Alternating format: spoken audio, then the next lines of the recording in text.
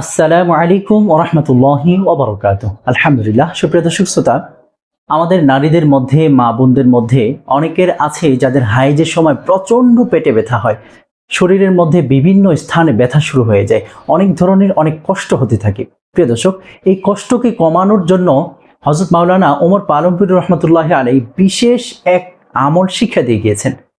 যদি আপনি এই বিশেষ আমলটি করতে পারেন, ইনশাআল্লাহ আশা করা যায় আপনার হায়েজ অবস্থায় যে কষ্ট হতো, যে পেট ব্যথা হতো, যে মাথা ব্যথা হতো, আপনার কোমর ব্যথা হতো, বিভিন্ন ধরনের ব্যথা কষ্ট, বিভিন্ন ধরনের ব্যথা কষ্টগুলো আপনার ইনশাআল্লাহ দূর হয়ে যাবে। আল্লাহ সুবহানাহু ওয়া তাআলা আপনাকে হেফাজত করবেন ইনশাআল্লাহ।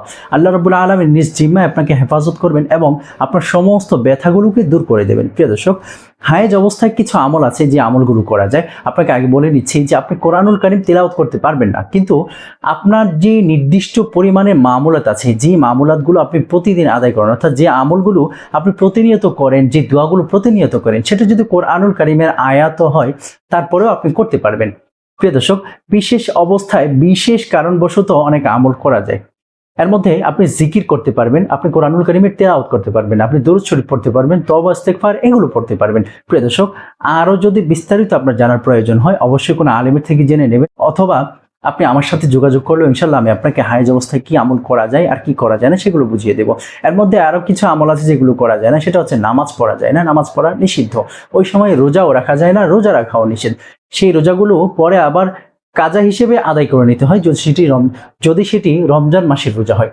প্রিয় দর্শক, যে আমলের কথাটি আপনাকে বলতে যাচ্ছিলাম, যে হায়েজ অবস্থায় আপনার কষ্ট দূর হয়ে যাবে, আল্লাহ সুবহানাহু ওয়া তাআলা নিজ জিম্মায় আপনাকে হেফাজত করবেন এবং আপনার সমস্ত কষ্টকে দূর করে যাবেন। সেই আমলটি হচ্ছে আল্লাহ সুবহানাহু ওয়া তাআলা ৯৯টি নামের মধ্যে, গুণবাচক নামের মধ্যে একটি গুণবাচক নাম হচ্ছে আল মুতাআলি। এই নামের অর্থ হচ্ছে উচ্চ থেকেও উচ্চ, অর্থাৎ বড় থেকেও বড়। আল্লাহ সুবহানাহু ওয়া তাআলার এই গুণবাচক নামটি যদি আপনি বিশেষভাবে পাঠ করতে পারেন, আল্লাহ সুবহানাহু ওয়া তাআলার এই গুণবাচক নামটি যদি আপনি হায়েজ অবস্থায় বেশি বেশি পাঠ করতে পারেন, আর মনে মনে আপনি নিয়ত রাখেন যে আল্লাহ, আমার যে কষ্টগুলো হচ্ছে, যে সমস্ত কষ্টর মধ্যে আমি ভুগছি, ওই সমস্ত কষ্টগুলো আপনি আমার দূর করে দেন আল্লাহ, আপনি আমাকে হেফাজত করেন। আর বেশি বেশি বারবার ইয়া মুতাআলি, ইয়া মুতাআলি, ইয়া মুতাআলি, ইয়া মুতাআলি এবং লা হাওলা ওয়ালা কুওয়াতা ইল্লা বিল্লাহ, লা হাওলা ওয়ালা কুওয়াতা ইল্লা বিল্লাহ, এই নামের আমলগুলো যদি আপনি করতে পারেন, ইনশাআল্লাহ আপনার সমস্ত রকমের ব্যথাকে আল্লাহ রাব্বুল আলামিন নিজ জিম্মায় দূর করে দেবেন। আপনার আর কোনো ধরনের কোনো কষ্টই হবে না ইনশাআল্লাহ। আল্লাহ রাব্বুল আলামিন আপনাকে হেফাজত করবেন। প্রিয় দর্শক, আরও যে মা বোনদের এই সমস্ত কষ্ট হয়, ব্যথা হয়, তাদের কাছে এই ভিডিওটি ব্যাপক শেয়ার করে দেবেন ইনশাআল্লাহ। কষ্ট হয় না এমন মানুষ খুব কমই আছে, যার কারণে অনেক ধরনের ওষুধ সেবন করতে হয়। প্রিয় দর্শক, আগে আপনি আমল করুন, তারপরে আপনি ওষুধের দ্বারস্থ হন।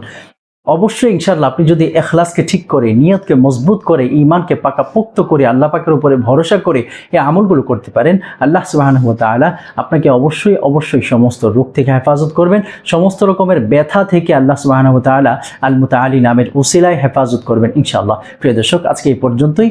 এমন আরও ভিডিওগুলো পেতে আমাদের চ্যানেলটি সাবস্ক্রাইব করে রাখুন, পাশে থাকা বেল আইকন অন করে রাখুন এবং ভিডিওটি বেশি পরিমাণে শেয়ার করে দিন, লাইক কমেন্ট করে দিন। আসসালামু আলাইকুম ওয়া রাহমাতুল্লাহি ওয়া বারাকাতুহু।